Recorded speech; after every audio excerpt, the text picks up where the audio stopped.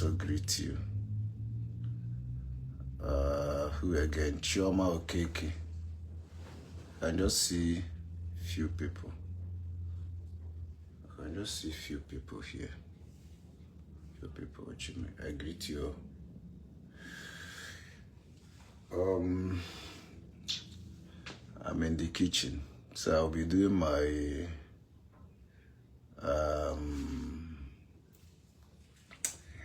my kitchen activities, if I should put it that way, and I'll also be doing the live, you know. Oil of gladness, I also see you. Also, Uchenna Ike, I see you. How you doing? Once you are joining me, you can share the video, okay? Chide Nwabulu, I hope I got that name right. I see you. What's up with you guys? It's been a long time. You know, it's been a long time.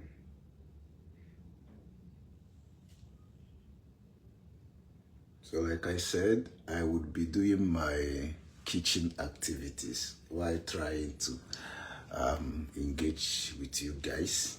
I just want to throw in a little contribution based on what has been trending on social media on the side of some of us, or those of us that came from the southeast. Uchenna Ike, yeah, longest time, my brother. How you doing? How family? Lawyer son. I also see you guys. Obu Adeze, I see you.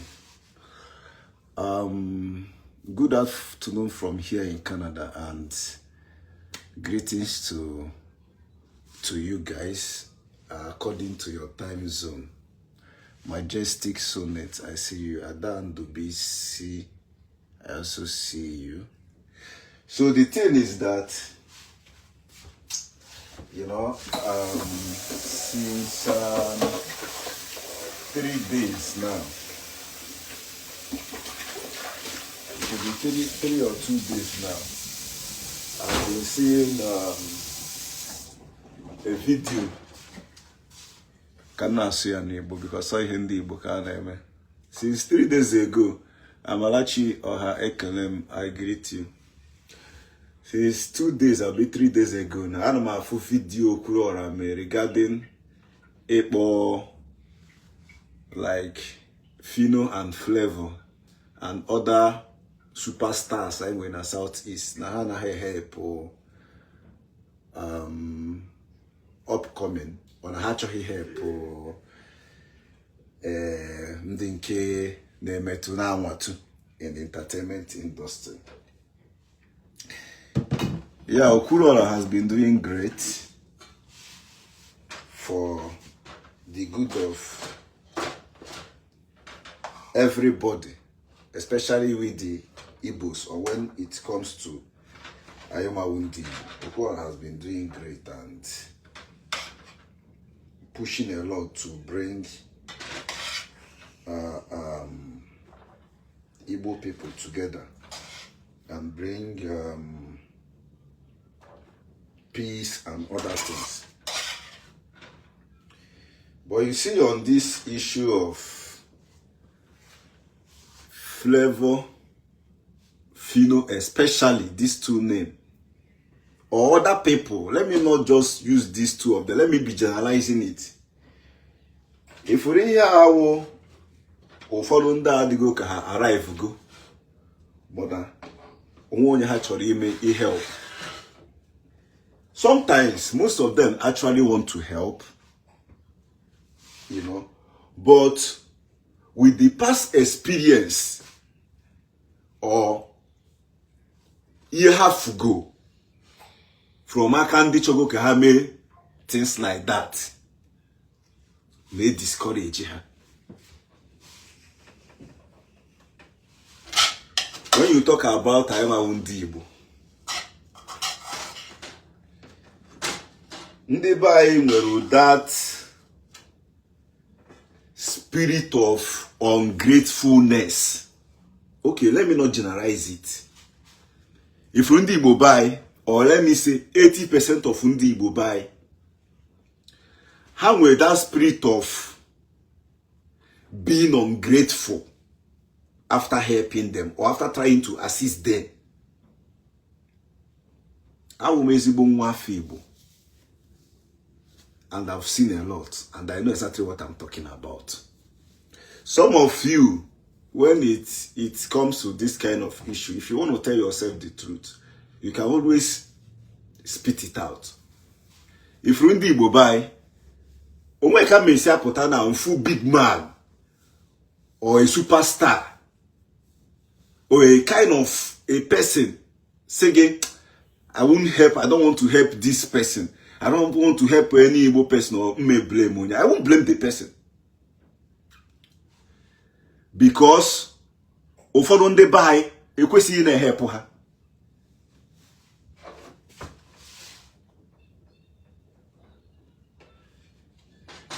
Secondly, one thing in life, onwe ndị na-abụ ezigbo mmadụ naturally. If onye ọnwụ na-efo behave somehow or na-enwe ka o si eme, sometimes people force to their into that kind of lifestyle.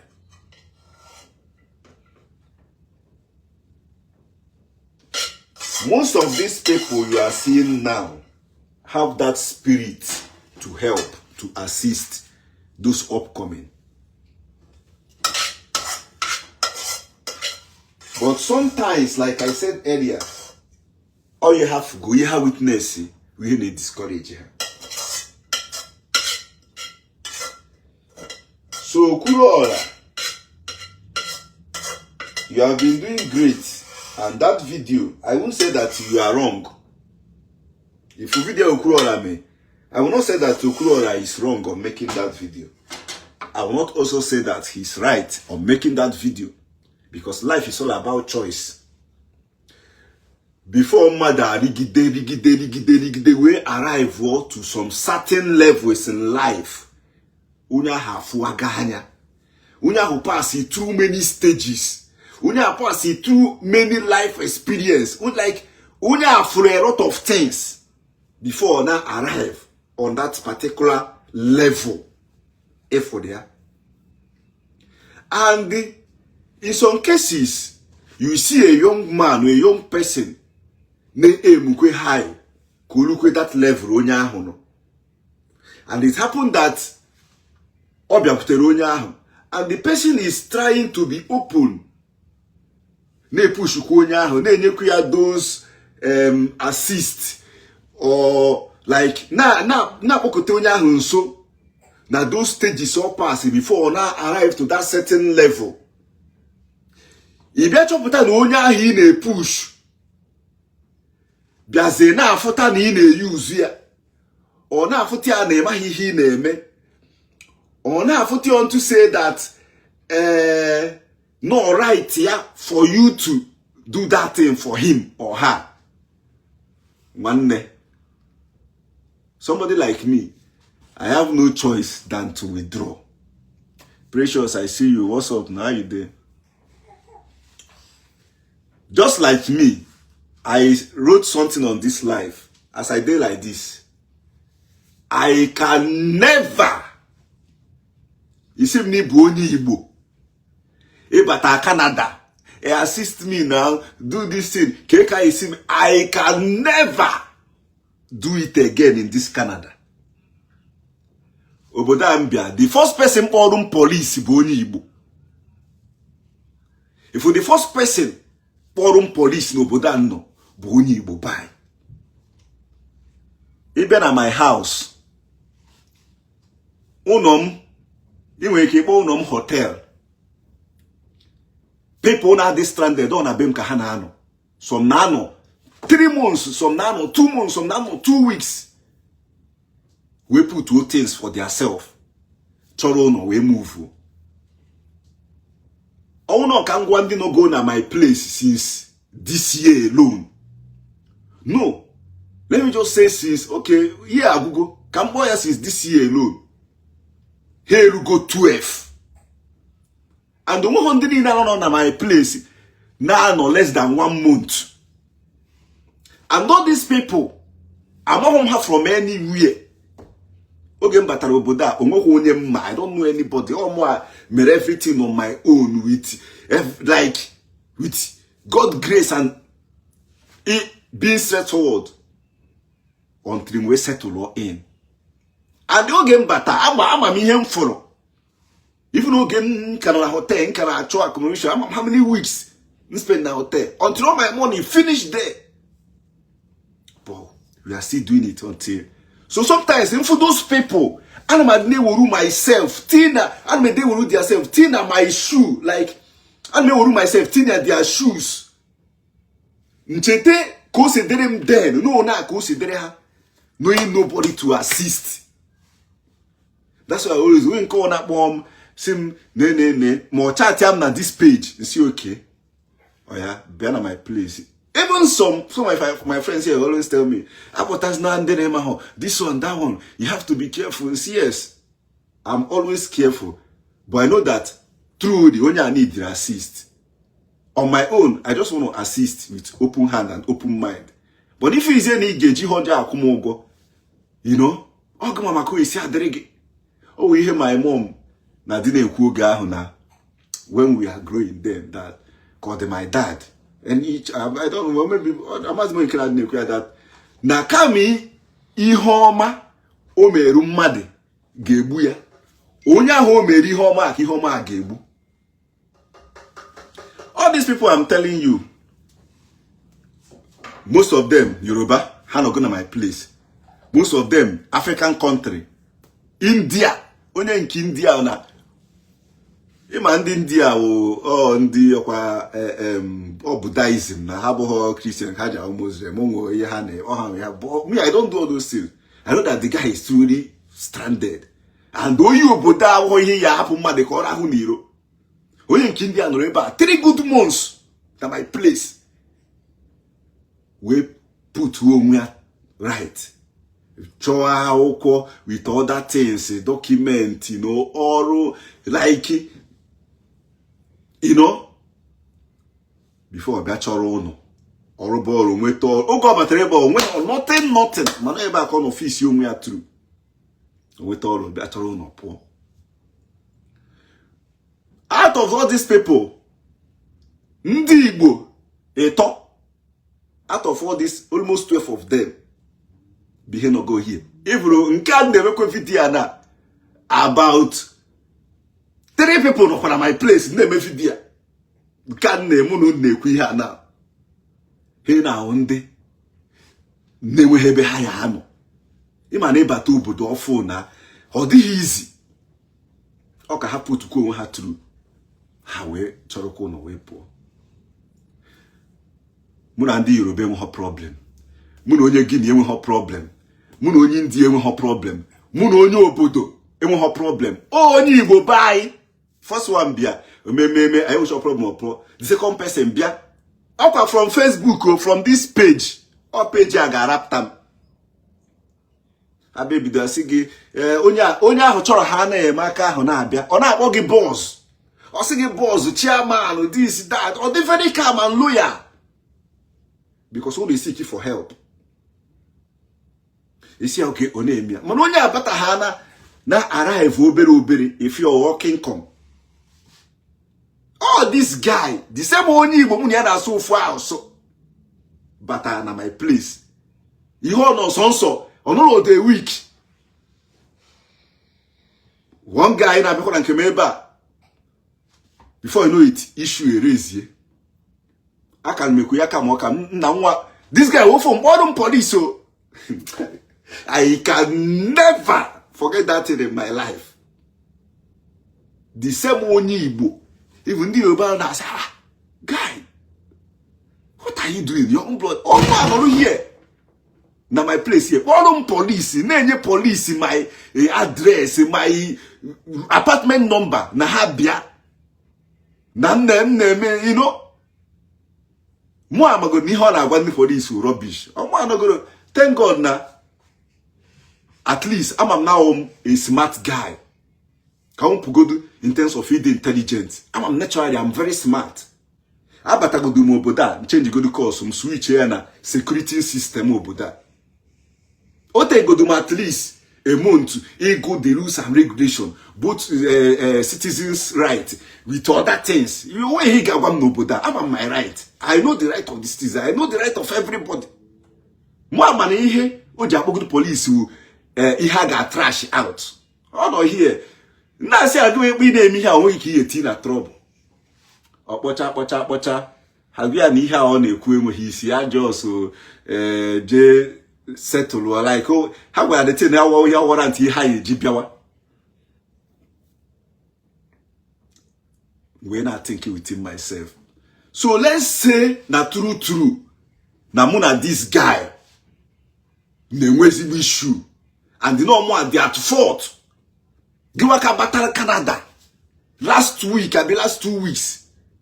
You will be when you are no offer my place. Kebia noro we total no fisier yourself. Keda for the police. That is the only way. No so dia owner at the match for no we can see major ogi. The highest thing he gave me is also forum police. The more I think about that thing, the more I'm getting crazy. Oh man, you call them call no and see oh yeah. And with that last experience, I can be bad. Oh yeah, man, ignore many people in my inbox. Before you say, Hanam, I want to come to Canada. Please, I don't know anybody. Please, this one, that one. And she go, okay, no problem. As far as you are coming to my province, call me. Also, someone, a young guy not here. Bu, ici, bien, ama homonye buye make for mania. Oh, moi, gabia me take a bino, oroge, and me do most of them a general fees. Njige sigi ba. Gwa ni choriha, gwa ni menunka, gwa no na kusi derege. Hajoge nka, saha nka. Ani me nicha my address. Ka bido dia e process their document like you can't do anything without our. And when you're now on a hotel, adeji address hotel issue mada because I'm on a hotel with temporary distance. Ikaya put a hotel. How like onye binu no apartment onye before a the address. Mary go me here. I also there our card. Also there our you know some certain things. And most of them, almost all of them, they are better. All my address can they use. Oh, good to say they might defend you, yeah. Say, oh, you just will not help. I just fear na street, all the stranded. I'm just trying to, you know, assist the person. How am I understand? So, but that guy he came in here. I can't be. We can some people will not understand what Mohammed. I beg come, let you not be a thief. Say I just the cap. If I tell them say that guy, you know, come, enter camera now. You dey fear. I tell them say that guy, you know that guy. They will call police for me. Maybe most of them did that. The guy I call police. Somebody say I know that I tell you say this guy. When I will buy, yeah. But also no I say this guy don't be our person. Make I speak with you God now. But him too they blame the guy. How you go call police now? Because what they do also no help. Because I'm telling them, just like the reason you want issue. I can never evil person again here. I can never in this life try am. The one they are smart. Like it's not making any sense to me. So maybe tomorrow now, some people now wake up to say, oh my experience. Ndi Igbo buy, some of them are the home miraka. So I'm not blaming Fino, Flavor, or whosoever that don't want to help anybody. Yes! I can never come out and tackle people or anybody. Why you don't want to help this person? Say na your brother. Ndi Igbo. Chineke ekwukwa n'ihe ọjọọ. Mwanka again.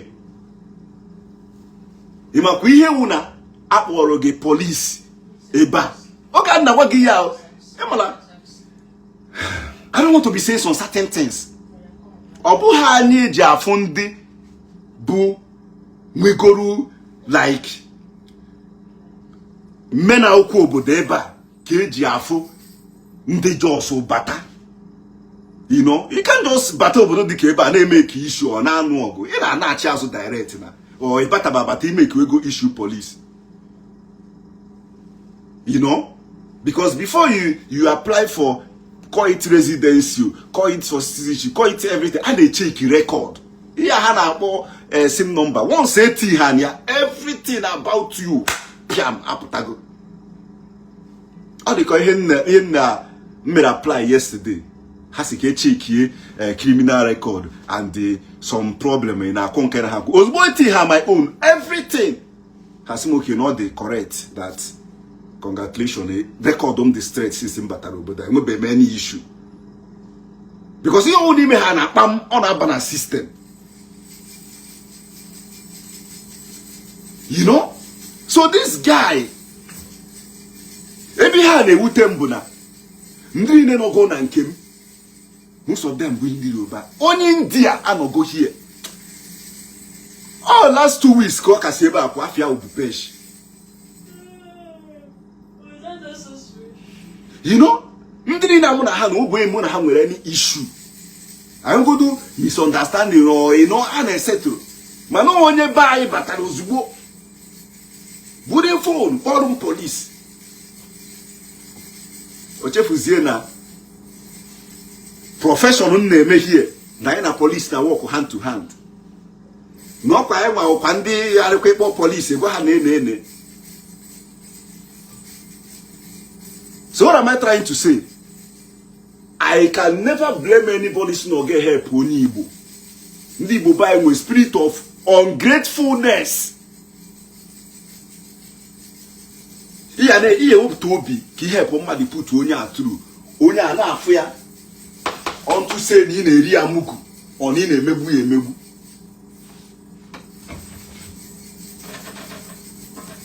Ifuru ndị Igbo by Ndị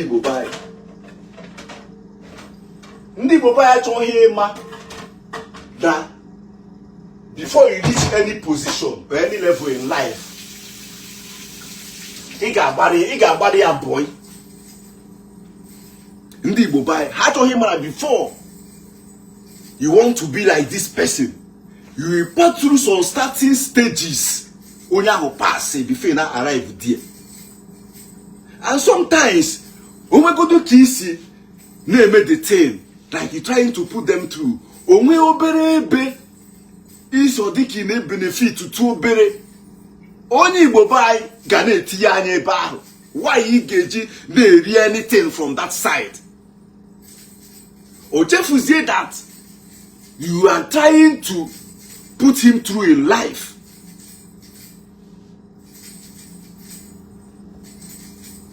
Ndị Igbo by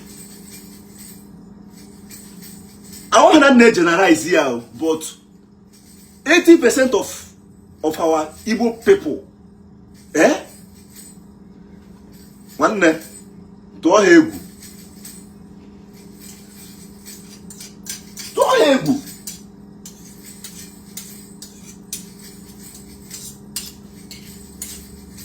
You know, here gbasara this girl. Asking this girl, this guy, forum police here. I can never forget it in my life. And oh me now, only one day I'm on Facebook. Page him now. Inbox him. I'm coming to Canada. I don't know anybody. Because need him assistance. This one, that one. Only I got a family problem here. And see okay. Kebe na abia. Oba see okay. Do this way. Nehi ge kuna po ne. Moi na esie ba. Anu me esie ba. Ti na snow. Cholo onye this stranded. Gaba onye na amaho. I don't know the person from anywhere. Anu me esie ba. Ti na snow go for do. Cholo people this stranded. Gaba that idiot boy. Even JJ meet here that day. I got from 23 cities away from mine. We just meet here there. wee duru ya ka ọ bịa na my place bịa nọrọ. Onye nke bịa nọ ebe a before onye nke ahụ ya nwa anọgo I think 5 days n'obodo a. Obodo a ihe a na-eme n'obodo a mind your business na onye na-afọ onye ọ na-efu oti headset n'isi na egwu na-akpọ ya na ntị onye ọrụ mind business ya.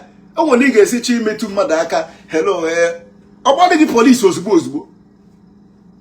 Obodo a onye ọ na mind business ya na-eme their thing. So this guy was telling me that na 5 days ọ nọgoro obodo a na arahụ na park omeba because akpọtara m na my place that day. Ọkwa from this my Facebook page ka somebody na-edere m nwanne ya nwoke help all the standards since ọ bata Canada this one that one. Nsi okay ka ebe ọ nọ ọgwa m nsi okay ama m the place ọfụma nje die je pikiri the guy ọbịa akpọtara m ya here you know ọsasị ahụ nwepụtara ya nni ife ndị mkpu the boy tigodo si na since 5 days ọ na-akwa ebe ọfụbe nni ndị be anyị wee die like ifu godo obi ahụ nwere kpadị ya ifu that smiling face si na since 5 days ọ na ebe a ọfụbe ebe ọ sara ahụ ya fọzikwe iri nni nsi nọ nni ndị be anyị die ya mecha relax ya here before see okay the next day mkpọrọ ya je mperi ya bank meperi ya account you know no way ego actually send ya from ụlọ ka help ya but see okay ana send gị ga tie na account na ego ọ na-eji na ka na spend gị anyhow mana ego dị na account gị ya na-ama na-eji onwe gị ọ sị ma ga-ekwe meghere account si don't worry ọkwa mmadụ ga-eji ebe everything onye nke ahụ enyekwa m issue o metukwa ebe no do o nwetu ka o si bịa you know but normally guys now we know the we will do our thing. Omechapo. Then the next guy bukwa we on this side Lagos batakwa mekwe pụọ ndị na gwa gị ihe na anọta aka o ma no onye Igbo bai onye Anambra bai bụ ihe batara ozugbo kpọrọ m polisi n'obodo a the same one sikwe je pick onye ni ka sikwe je pick ya from that city but ya here duri ajikasi no offices n'ebe a na-emekwa ihe ahụ kaadị a ngwa wuru kaadị a ha ga-egi kaadị a ga-eme gị nke a ngwa jee ebe asị ha niile diri assistance na-ene a na-eme ọ na-aga ozugbo chọpụta na ọ dịgo ka ọ na-relax tụ obere ọ mago koodu eji akpọ polisi pam ọkpọrọ m polisi a sị m ya ọkụ ifuru obodo ebata ọ nọ ya ọjọọ ka m bụ n'obi wee sị ka m pụtuo gị tru ọ ya bụrụ ada tin ime ga-arụ gị mana if not ị ga-adị useless n'obodo a o firi na egwu because what that guy did to me ịgwa m na ọ ga-eme ya I will not. So let's say na Adam at fault or na ajọ mmadụ anything or no any legal name or anything maybe like a police gesi bịa here na buru send ya back to Niger because of when just bata last week na chi help with my clean mind clean heart. Yeah, I don't know you from anywhere. You no be my brother. We not from the same village. I don't been anywhere. Not just on the Igbo. I'm a many people. If you no get na bio boda, ndi nke mma on a phone. Till today, how many years can no go now? He kwade ka mfo ha anya. Or call, text message, call, text message. Ndi nke mma go na Canada since mbata. He kwade ka mfo ha anya. Ogodi ho na ha na agwa m all from text and phone ka ha na agwa m ya. Mana gị nwa bata, mwa making myself available to you. Maka oni bata abroad. Mwenye na ima ho bịakwute gị ebe ahụ nọ dị stranded duru gị dute na bịa erelasi ya na bịa na-eri nri na-arahụ ụra o duru gị si ngwa na ebe a na-eme ha na ihe ị na-esetụ in imecha kpọrọ onye ahụ polisi ka iji si onye a thank you o were asị m bring me in favorably somewhere. Actually, me add money, but let me add this guy. From the video Okwuluora me. Yes, on actual sense, I could see in a help why. But on the other hand, one before that, you're making help. Oh, now he help. When he book it, so behave lucky.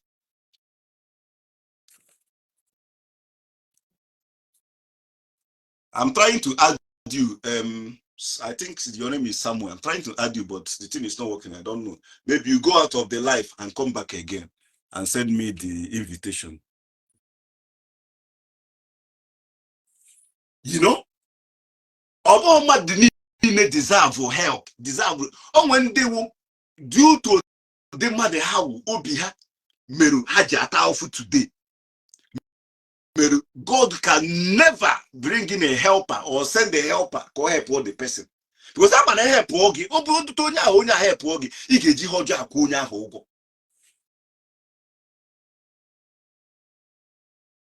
You know? So I can't come out now. You see flavor, why you not help Onya or you know why they help Onya on the support of that agenda, if I should call it or whatever. Helping should come naturally. And somebody like me, all this why him name you. I'm not helping anybody expecting anything. No. If you help people, I may expect how get you or yes. I'm always you getting help. Help target that cake warm. I'm a more empty well.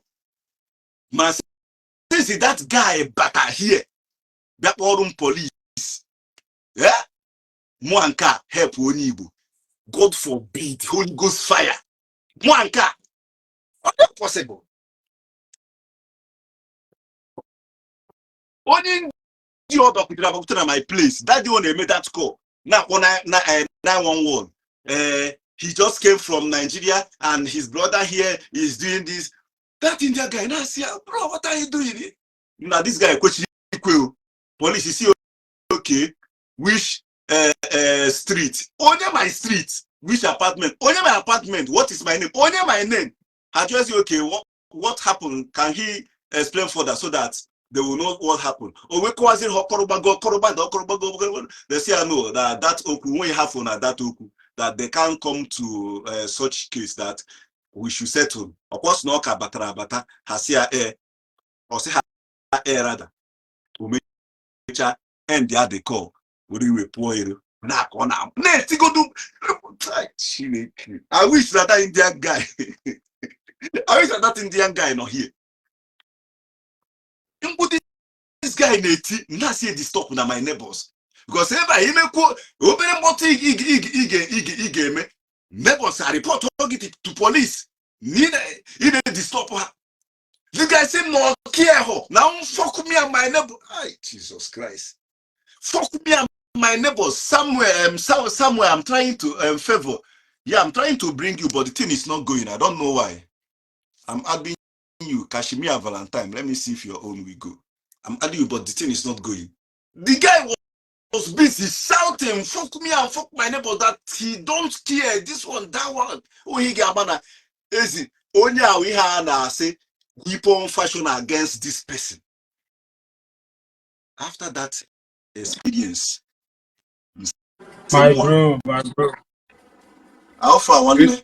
I did fine, brother. Nah, I don't follow this broadcast from the beginning. I've been following you from the beginning. I mean this particular broadcast. And the in a cool straightforward na like mom and the buy mom this thing now no like ocean from the root by guy, especially in Igbo. In every country. Old na complain this thing. People not complain this thing, they're uncountable. Even this place no uncountable. You can never help an Igbo person. But you can never help an Igbo man. Joke and this thing many people. All these big men now money them. Obi Kubana, all these big people I when I buy now. All the give the reason why I had all these like here now, mom, this thing you gonna South Africa, the same thing. On the buying someone make me can't wait in that police. Can was in Erogazia, Arura and Azu. This is very pure wickedness. Pure wickedness, My and this is my no good. When them like my brother, KBC no. Anum Ghana self. Okay. Okay. You see, Now, I'm done your life before with my other yeah, I account. remember your name. I remember Valentine. You see, Your WhatsApp number self. okay. Yeah, I like that. My kind of person, I remember people when I say that I didn't respond though. Like I was maybe my kind of what's even on my inbox on this page now. See Nekosi, especially that man. I didn't release my contact. Okay, Keko is here. The Kogi ya tell me. I will not how to assist. You know, the reason why he didn't just say no. 80% of the buy is I'm a mobile no owner. They like Sure. that. Out of Sure. almost 12 people may assist here. But on a carry on money to Undibo. At least 2 people who have issue with them. Or money now become a issue. But now get this last guy when in Kato Merunji. Where was you know? I'm doing now my boss in the room now. At my back. Where's you not to put on? You this guy in my room. It's not as if My brother, like it. my You brother, know? I was not in this mood before before get by this broadcast. Like listening to this your broadcast, as in it pain me because I've had that kind of experience before in the situation whereby somebody an Igbo man if you are the street you know give seek help onya help is onya with obi ocha gi onya ni help at on o chameleon like gina wonder onya My for brother. your pity help. The abosi agbagom. Nna agafe kwe na ụzọ na ọsọkwa ya na na afọ onye Igbo snow na block like this ọ na-eme like this ọ na agafe dowe ihe na agafe ọ na-aka mmisi agafe onye ọsọkwa gị na-asụ Igbo because agba nke isi kwado agba m ebe isi abịa The thing is not good. It's not good. This before people there before in this our Igbo, in this our Igbo now. When we're good people, and when they all come to like this statement is used by 80% of them the bad. That is 20% is still grateful. Or 80% we are in great. I'm now 20% are what when they not the grateful, yes. And that in a man now, I can see everything as natural because everything on so on the onwe which is not onye bụ onye na yes, and when they can the good, there's a good, but no joke as in no joke had the many than people they grateful. I swear, I'm grateful people Jew in every aspect, not only in Obodo, but even in Nigeria and in Nigeria, Ghana, so yeah, before China Lagos and Kedega, Lagos now do Igbo. But they got Ghana is money now. You know, the only Yoruba no the anaju. Also can buy, also can do like ndị Igbo bai need iwork on themselves before ya ekwu okwu ka a na-help onye achọghị ịtọpụrụ onye ọnụ before oge m chọrọ ije Brazil first time je Brazil that should be I think 2018 or 2017 or so based on ife a na-arụ nke nwoke agbagoro ụzọ too much woman amaghị ama mkpafu ụfọdụ nwere ike ime ya ọkụ onye ọzọ oboloko based on ihe a na-arụ then ọ sị m na if I see that ọya ha abịa pikiri m ọ bịa receive ma Brazil a chọrọ ịbịa ọ bịakwa ọrụ m tem na ihe a na-arụ but na young guys niile otigo n'ihe a na-arụ ọkpọbata ha ncha niile na-amazi aka onye ọ na fọmụziri aka nkọ onye ọbụla ihe a na-achọzi na ha ga-esi ebutu ya esu ya imi asị m na ọ gaghị eme the thing ọ naghị asị na ngwa ajọ mmadụ but no na-ekwu based on the experience o nwego ọ chọghị inwe such experience again I don't blame him you know ọ ga the thing wutere m I went and okwe ka mụ na ije si weje mmechakwa kụpụ that side ụfọdụ ndị be anyị need to work on themselves ihe a na-ekwu na enwedịdị ndị a na-akụpụ ma okenye ma nwata ihe adị anyị n'ọbara ngwa ka anyị gazie na in this ka anyị watch in social media space now agwa ịhụrụ for instance na enweghị trend ga achọghị like otu some of our bloggers ji nọ enwedo onye chọrọ iti on datin and datin ụwa about fake news ha bụgharịrị about evangelist Ebuka Obi na ha squat win brother nwa mmanya emekwa nka pa emekwa nka akọndara mụ ebu ọdụ message wee nye onye ahụ relevance na ya akọ na-enwe isi n'ọdụ MG with Okwa, MG with Okwa based on ihe anyị na-ekwu via ndị Igbo. Onye wepụtara this fake news jiri indirect way na-ata gị akwụkwọ onye mba ọzọ na-akwụkwọ onye Igbo. Ọtọ ndị Igbo bụrụziri ya n'isi. Onye na-ekwu onye kwuru okwu chi dị picture o made video not but write up ka o mere dekwa otoside ka Ophelia, o wee mụ na ya na-discuss that thing. Ịma na asị there is no smoke without fire. Most of these things in Africa people na-ekwu about Evangelist Ebuka Obi, most of them like 95.9 of them is lies. But some people that they booked that thing outside. But when they don't even let's say maybe you misunderstanding. They through ya na one young or maybe other people mentioned on after had they. Neri Judia Ponagadica has you queer. One did not even make it. One did sell or out. You know? Sige, Emana, most of this group, all these branches, all the country, Canada, you know, every time he can have phone digits so can look DNA, what he had a DNA book outside. sure.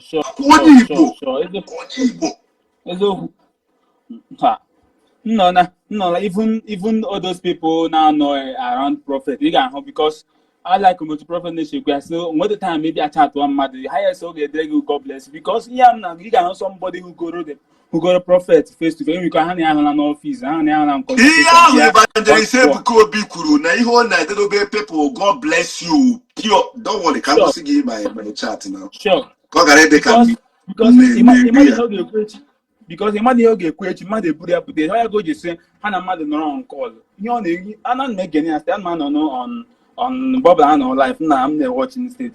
I'll see the highest organ one matter on call. We hear like because someone call out the traceable, not block the food, trace. So you know, the conscious of you on the on phone, and that's very nice because. One day, I got mother put on a signal behind your chatter. Watch, I'm on my phone up, but original. Mine not the most. God bless you. That's the only thing you know they send reggae. So yeah, Oku. Ever sometimes people who now evangelist people that will not understand all this. Well, they may have most of these things. So when no God put us in here, do God bless. How can they can cap? Watch I hold there. Is it not God bless you? Sure. Just prayers. That's all. We don't have time for call or anything. You know. But most of these people that they do all these things unnecessarily. They be the outsider. But ndị abụkete kwenso ka yeru ha aka ọ ndị yerugoro aka yeru firizi na somehow na n'ime use ha ọ na onye ahụ na-take advantage of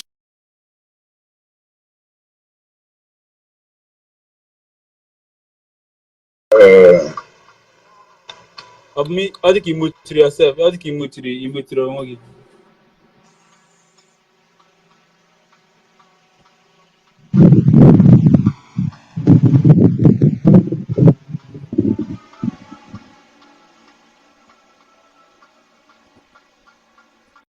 Network of Mundiko so network of Mundiko so. How they go move to the way remote?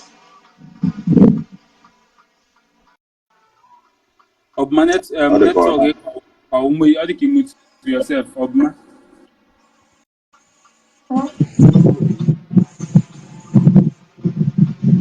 How they go on call?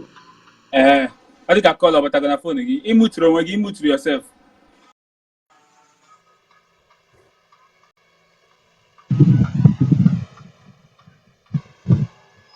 You to yourself. You to the game mute.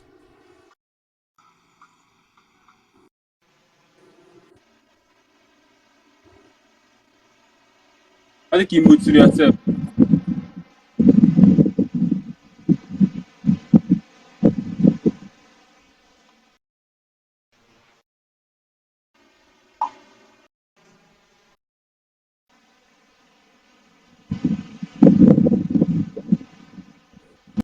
Mute your this thing, your mic.